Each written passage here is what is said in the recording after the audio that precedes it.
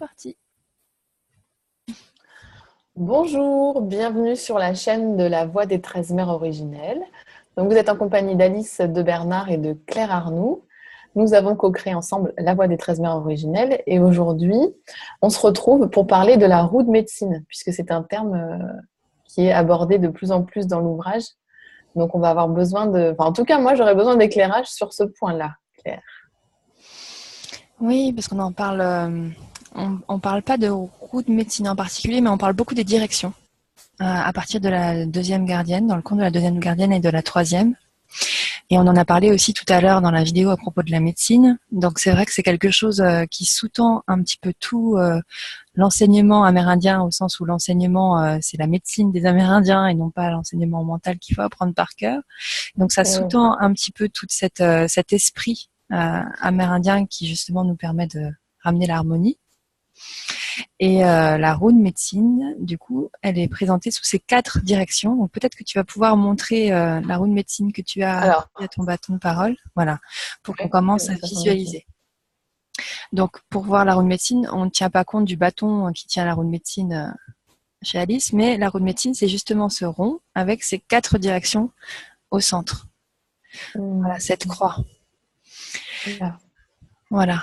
Et donc la roue, donc c'est d'abord le cercle comme symbole, donc c'est-à-dire l'égalité. Mhm. Là, on est tous égaux, que ce soit qu'on soit pierre, végétal, animaux, humains, on fait tous partie du même cercle, le cercle de la vie. Et en même temps, on est unis, c'est-à-dire qu'on est tous reliés. La prière amérindienne Mitakuye ou Yacine, ça veut dire nous sommes tous reliés, donc c'est-à-dire que nous faisons tous partie du même cercle. Voilà, D'accord. ça c'est vraiment la base pour les Amérindiens. Tout était en cercle chez eux. Ils s'asseyaient tout le temps en conseil en cercle. Les tipis Ah ouais. reposent sur le cercle. Voilà. Et au centre, voilà, il y a l'essence spirituelle de jaillissent les 4 directions. Après, ça c'est mon interprétation et dans le cadre de la voix des 13 mères, mais je vais repartir un petit peu sur la roue de médecine basique. Donc cette roue, on la retrouve aussi dans d'autres cultures, hein. On peut la retrouver chez les Celtes, voilà, dans d'autres traditions, dans le christianisme aussi, sauf que la croix, elle s'est rallongée, mais voilà, certains Oui. pourraient aller jusqu'à dire que dans le christianisme originel, cette croix, elle était pareil, parfaitement égale, elle n'était pas rallongée en bas. Et donc cette roue de médecine, c'est vraiment les 4 directions. Elle pointe les 4 directions par rapport aux 4 bâtons. Donc il y a la direction de l'Est d'abord. Donc l'Est, c'est vraiment le soleil qui se lève, donc l'aube, les nouveaux départs, le feu, l'esprit, l'illumination, la compréhension. Voilà, ça symbolise beaucoup de choses. Ça symbolise aussi le printemps, l'éveil. Donc c'est les nouveaux départs. Voilà, c'est C'est le début. D'accord. quand on commence quelque chose. Donc il y a vraiment plusieurs niveaux à la roue de médecine. Il y a le Oui. niveau, voilà, vraiment ça représente l'esprit. Donc il y a l'esprit, le corps, le mental, les émotions. Donc voilà, là ça pourrait symboliser l'esprit. Elle symbolise aussi les éléments. Donc parmi les éléments, c'est le feu. Voilà, c'est encore un D'accord. Parce que c'est du côté du soleil levant. Mhm. Ouais, ouais. C'est le feu. Mm. D'accord. Le soleil. Donc c'est Ok. aussi voilà l'amour inconditionnel, l'éveil, l'esprit, la compréhension, l'illumination. Et puis c'est aussi tous les nouveaux départs. Donc quand on découvre quelque chose dans la vie, par exemple, on commence toujours à l'est. C'est comme si on entame un nouveau parcours. Voilà, ça commence à l'est. Et le D'accord. soleil se lève à l'est. Donc il y a plusieurs niveaux dans la roue de médecine. Donc je vais faire le D'accord. tour et puis après on parlera de comment l'utiliser. Ok. Donc là, c'était l'Est. Après, ensuite, on passe au Sud. Donc au Sud, là, on passe à l'élément eau. Donc juste avant, il y a la couleur aussi. On pourrait parler de la couleur. Donc ça allait avec. Pour l'Est, c'était le jaune. D'accord. Voilà. Après, on passe au Sud. Le Sud, c'est le rouge du sang. Donc le sang qui unit tous les êtres avec le même sang rouge. C'est aussi la confiance. C'est l'humilité. C'est la foi. C'est l'innocence. Donc c'est l'étape de l'enfant qui apprend à avoir confiance, qui sait rester un enfant aussi dans le sens de l'innocence à travers tous les âges. C'est celui qui commence à pratiquer quelque chose, mais il va se mettre debout, il va essayer de marcher, puis il va tomber à chaque fois, par exemple. Voilà, ça fait partie aussi de l'apprentissage, d'avoir Mhm. confiance et de recommencer, de se relever. C'est aussi l'été. Voilà, c'est la fleur. Voilà. Donc c'est ce passage-là. C'est aussi le niveau émotionnel. C'est l'eau. Voilà, c'est les sentiments, tout ce qui coule, voilà, tout ce qui est vraiment émotionnel en nous. Ensuite, il y D'accord. a donc c'est la couleur rouge. Ensuite, il y a l'ouest. Donc Oui. là, on rentre dans l'introspection, dans l'intériorisation, dans la couleur noire. Vraiment, on va à l'intérieur de soi. Et là, on a commencé quelque chose, une expérience, on a découvert un domaine, on a appris, donc on s'est cassé la figure, on a dépassé les obstacles. Et puis, on a intégré une connaissance, ça fait partie de nous. Et on se demande, voilà, on regarde comment ça nous a transformés, comment ça fait partie de nous, ce que ça fait évoluer en nous. Quand on commence à maîtriser la technique, on se demande si ça correspond à ce qu'on avait mis comme intention au départ. On fait l'évaluation, en fait, on se recentre sur soi. C'est aussi D'accord. la transmutation, la transformation. C'est le côté Mhm. physique, une danse. Voilà, c'est le côté corporel aussi. Mhm. Donc c'est l'ouest, c'est l'endroit où le soleil se couche. Voilà, c'est euh, l'endroit où il y a D'accord. quelque chose qui est en train de finir. Et c'est l'automne aussi où on récolte les fruits. Voilà. Ok. Puis après, on passe au nord qui est blanc. Donc là, c'est le niveau du mental, mais au sens où le mental n'est pas parfois comme on peut catégoriser. Parfois, le mental, c'est pas bon. Enfin voilà, non, là, c'est le Oui, oui. mental au sens de la sagesse, au niveau de la clarté, au niveau de ce qu'on a appris et du niveau auquel ça nous a mené dans la vie, de cette manière D'accord. dont on peut regarder les choses autrement. Vraiment. Mhm. Donc c'est l'hiver aussi. C'est la période du vieux sage. Donc c'est les cheveux blancs de la sagesse aussi. Mhm. C'est la période aussi du repos. Voilà, où là, la neige recouvre tout et voilà, on est au repos, vraiment. On est en train de se régénérer avant de recommencer un nouveau cycle. D'accord. Et c'est le niveau de l'air. Voilà, j'avais pas dit. Donc il y avait l'eau au sud, la terre à l'ouest, et là on est à l'air au nord. Ok. Donc il y a ces quatre D'accord. niveaux-là. Après, suivant Ouais. les tribus amérindiennes, parce qu'il y a de très nombreuses tribus amérindiennes, certaines vivaient plutôt dans les plaines, donc il va y avoir la couleur verte, d'autres vivaient plutôt ailleurs, donc il va y avoir d'autres couleurs. Enfin voilà, il faut pas être non plus trop cadré. Moi, c'est le cadre de référence que j'ai au niveau des couleurs et du sens de la rune médecine qui est dans les 13 mers originelles. Mais certains peuvent avoir d'autres symboles et c'est parfait aussi. Hein. Voilà, faut pas être trop Mhm. carré avec ça. L'utilité, c'est que ça nous permet d'avoir une matrice qui va nous permettre d'équilibrer, de se situer. Donc Oui. par exemple, voilà, si je suis trop dans mes émotions, voilà, enfin, si ça me dépasse, il y a des blessures qui se réveillent. Là, je suis vraiment en colère ou j'arrive pas à gérer. Bon bah, je peux sortir prendre l'air, par exemple. Donc j'étais au sud là, submergée par des vagues voilà, qui me prenaient. Bon bah, je vais remonter un peu au nord. Donc je vais aller prendre l'air, souffler, marcher dehors. Je vais, Ah, d'accord. voilà, C'est l'usage, c'est pour ça l'expression va se dire, va prendre l'air. Ça va te voilà. faire du bien. Bah Ok. oui. Donc voilà, faire souffler un petit peu dedans toutes les structures qui étaient très très figées par l'inconscient, par les automatismes qu'on avait crispés sur des blessures. Donc voilà, déjà souffler, changer d'air, changer de situation, de contexte. Après, ça peut D'accord. être ouais. C'est parce que, excuse-moi, quand on est au sud, tu dis qu'on est beaucoup dans l'eau, donc dans les émotions. Mm. euh, on pourrait penser, tu vois, pour équilibrer l'eau, qu'il faudrait mettre un peu de feu. Mais en fait, non, vu qu'on est sur la roue de médecine, on va aller sur la polarité en face, c'est ça? Alors pour équilibrer, oui, l'idée c'est de toujours revenir au centre où on est parfaitement Oui, bien en d'accord. équilibre. Donc si on est en déséquilibre par rapport aux émotions, on peut être parfaitement équilibré par rapport à nos émotions. On peut avoir des émotions sans être complètement submergé, par exemple. Donc là, on sera encore en équilibre. Mais Mhm. si on est vraiment submergé là, si vraiment on est déséquilibré par rapport aux émotions, si elles prennent le dessus sur tout et si on n'arrive plus à rien à gérer, en fait que ça nous dépasse, alors à ce moment-là, on va le rééquilibrer, on va essayer de le rééquilibrer avec un petit peu de voilà d'air, un petit peu de D'accord, en souffle, un petit allant peu sur de cet axe-là. Ok, voilà, on va essayer de réfléchir j'ai compris. à ce qu'on pourrait faire pour sortir de ces situations qui vont nous déborder à chaque fois. On va utiliser notre mental là pour voilà, pour sortir un petit peu de ces émotions, de ce contexte qui nous submerge. Après, le feu, c'est plutôt l'illumination, la compréhension de ce qui se passe au niveau émotionnel.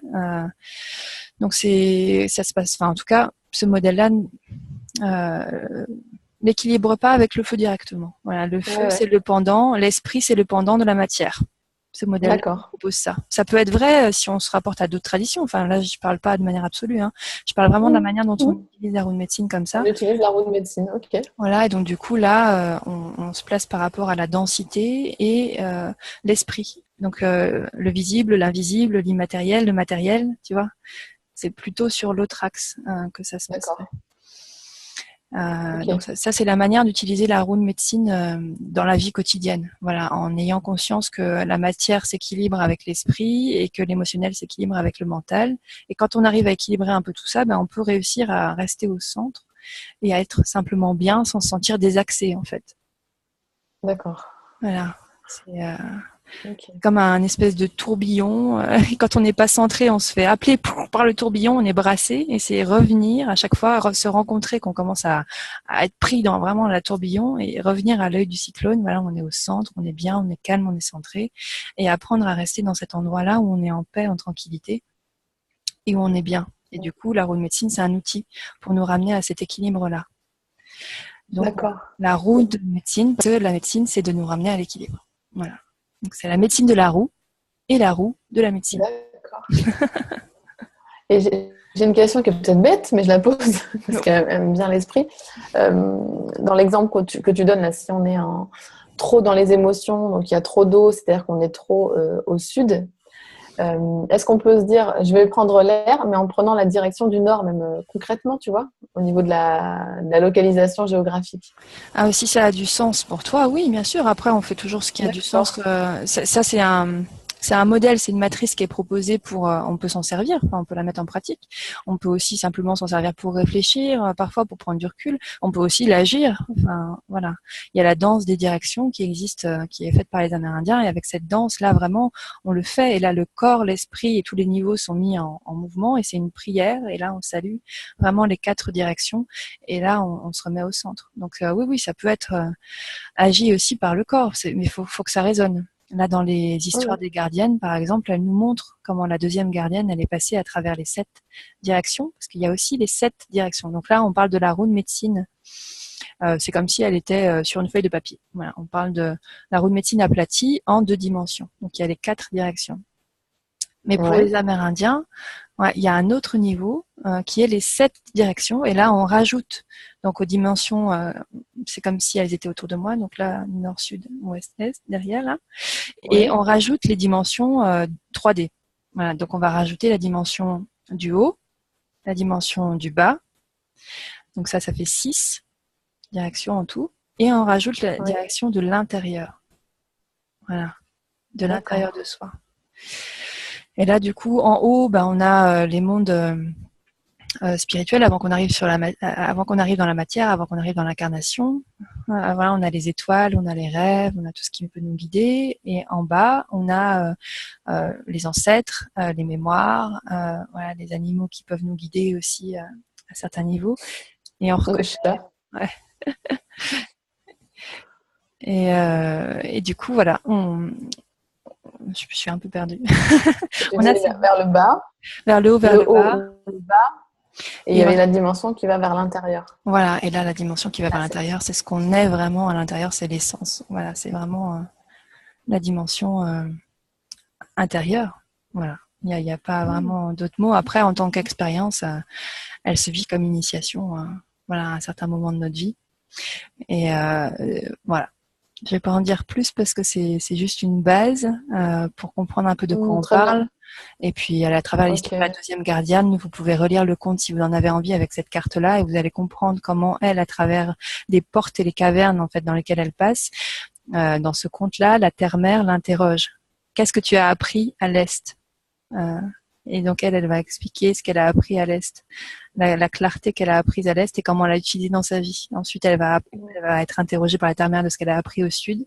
Et donc là, ça va vous donner, si vous avez envie de les relire, la manière concrète de l'utiliser.